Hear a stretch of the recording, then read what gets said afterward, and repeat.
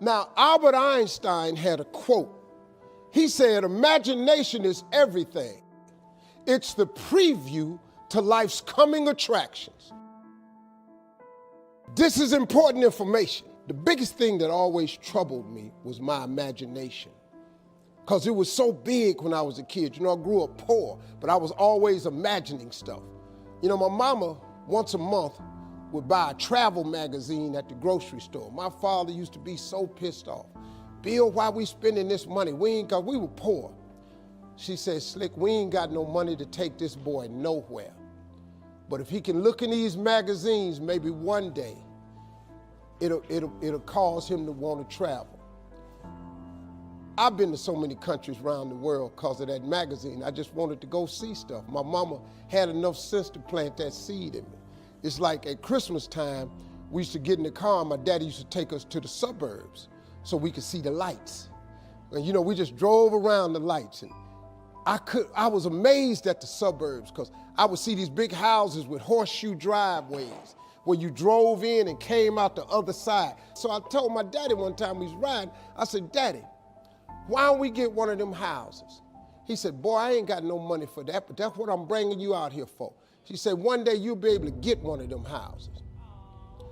Let me explain something to you. Because of that right there, I've probably had in my lifetime now about 11 homes. I got 4 now in different states. Every house I own got a horseshoe driveway on it. When they was living, they told me one time, they was sitting up watching TV. My daddy looked at my mama and said, Bill, he called my mama Bill, he said, can you believe that this little boy we had on TV? She said, Slick, I can't believe this. I used to send my daddy $5,000 a week. You know, when I first got on TV, I was making $55,000 a week, so I sent my mama them $5,000 a week. When I got into Kings of Comedy, my father was still living. I showed my daddy one time how much money I made. He said, boy, it take me 4 years to make this kind of money. So I was able to give them something with my life.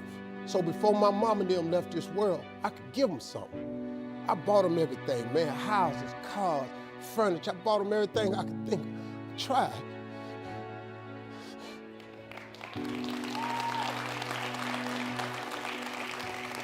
And you know what's crazy, man?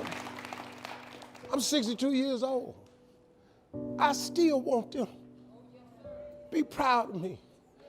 I'm still hoping that they in heaven watching me, and they see me turn into somebody.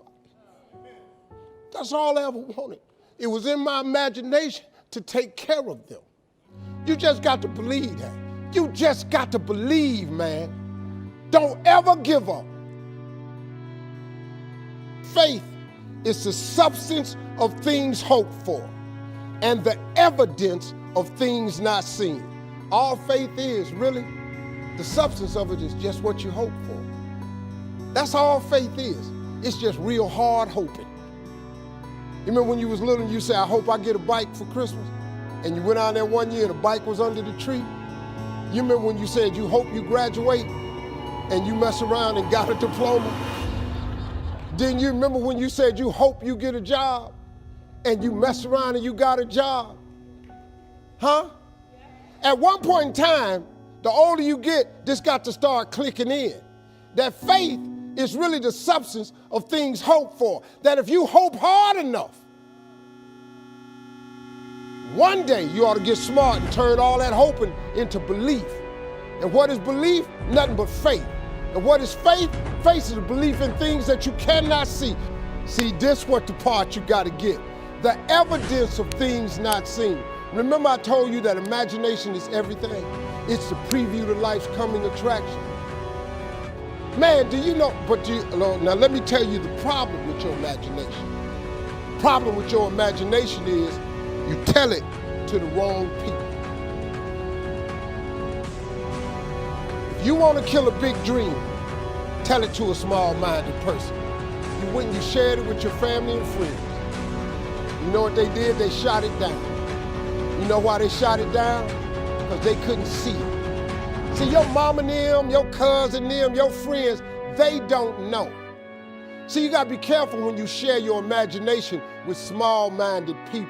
Nobody else can see your imagination but you.